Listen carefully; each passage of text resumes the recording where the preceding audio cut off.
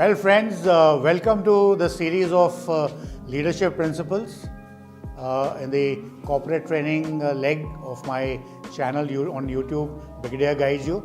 Today I shall be talking to you about the leaders. What is a leader made of, and what a leader should do, and how should a leader behave? Well, leadership is a very discreet and a very detailed subject and needs a lot of time, and hundreds and thousands of books have been written on it.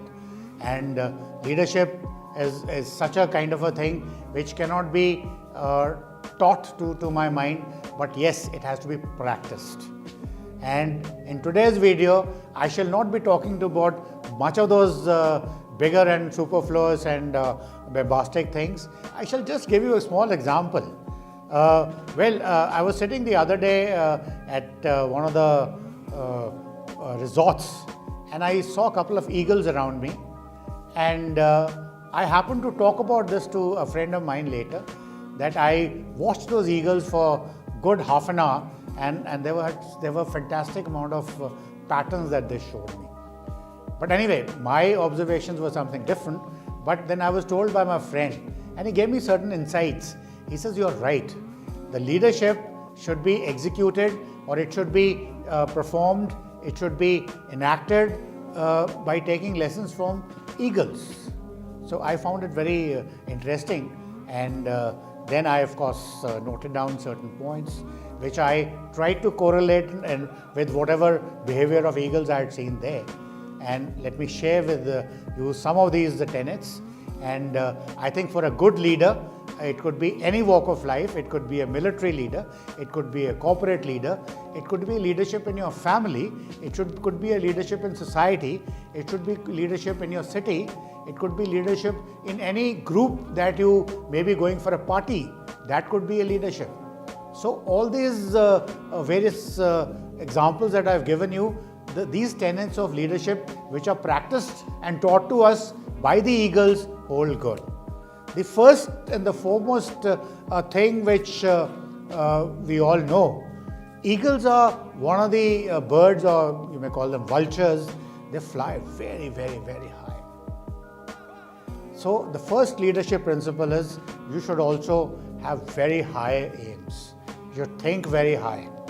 And there'll be a lot of guys, moment you think high, you start reasoning it out, you start making your plans, there'll be a lot of guys around you with lower mentalities, lower thinkies. First leadership principle is keep away from those guys who are thinking very low or making fun of you and displaying in front of you the negative energy.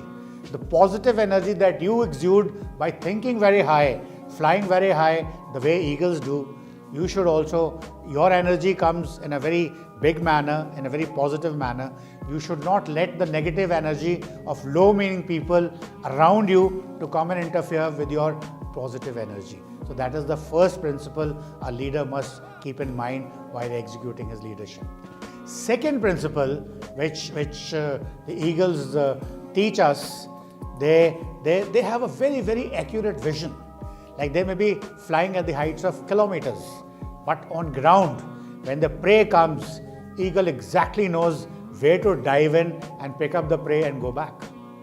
So as a leader, you too should have a very accurate vision. You should be able to perceive and foresee anything going wrong in your group of which you are the leader. You should be able to perceive what's happening. You should be able to see what's happening. You should not be blind to the events, the happenings in your group. And you should be able to accurately assess them and take corrective actions, whatever need to be done in that particular scenario. So you should be able to see through the things and take decisions in a manner, no matter how many obstacles are there, and they should all be cleared, and the success as a leader should be with you.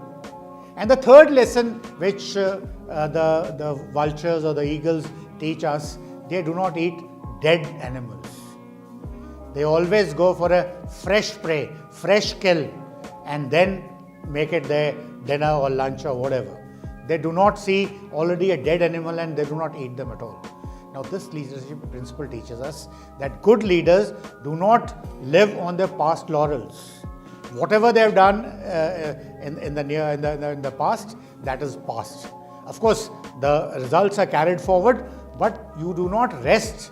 You do not feel that since you have done something in the past, that means you remain there. So they always keep looking for the new opportunities, new flanks to explore, new ideas, so that your group and the aim and the whatever goals that your group has set in, whatever the goals that you as a leader have, we all are able to achieve them together.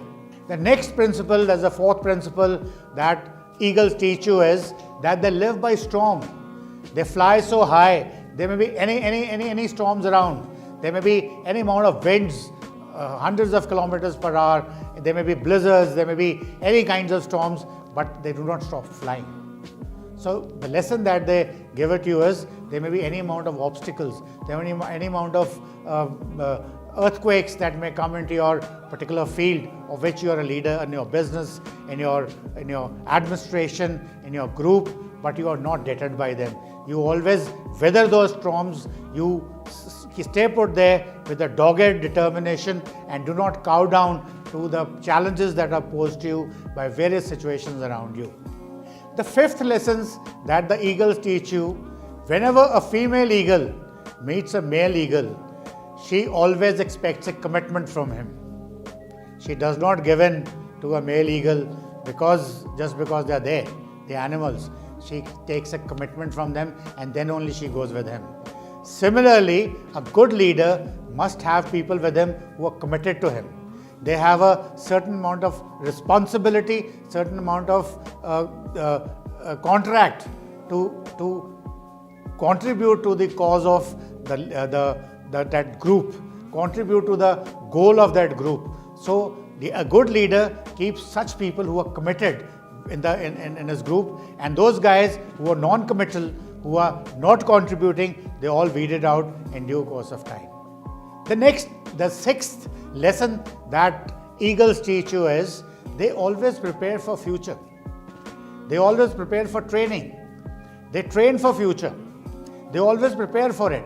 For example, I'll tell you, whenever eagle lays its eggs and when the young chick comes out, now chick has to be taught how to fly. Now, how does an eagle teach its chick to fly? Unlike the other birds, eagle picks up the eagle chick in its beak and goes to the dizzy heights, 1 kilometer, 2 kilometer, 3 kilometer, whatever is possible, and then it drops dead, drops the chick. Chick starts falling, and chicks struggle with their wings and all to fly. But then, when it is about to touch the ground, the mother eagle comes and picks up the chick again and goes back again. Mother eagle does not allow the chick to fall on ground and die. It picks up the chick just before it is about to touch the ground and goes back and throws him again. So this way, the process carries on till such time that the young chick starts flying on its own. So this is how the training is done by the eagles. Similarly, a leader also does the same thing. Leader prepares its group for command. It prepares its group for leadership. It gives them opportunities without worrying about the risks involved. It gives them opportunities to go and learn out. And at the same time, if there's a failure, leader takes responsibility. And if there is a success, leader gives the success, credit of success to the member of the group who has done it. Like I give you a story of our late President, Abdul Kalam. When PSLV project failed and the press was waiting, Abdul Kalam, who was a leader at ISRO, he himself went in a dress and he told the press that yes, we failed. But next time when it was a success, so director of the ISRO expected that Abdul Kalam will come and he will stay in front of the press and take all the credit for the success. Dr. Abdul Kalam said, no, you go and address the thing and say that you are successful.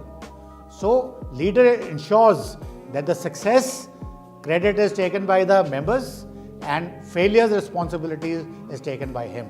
Same thing is done by the eagles as well. And finally, the last lessons which I can think about what you learn from the eagles. Well, I haven't seen it, but I'm definitely heard whenever an eagle grows old, what it does is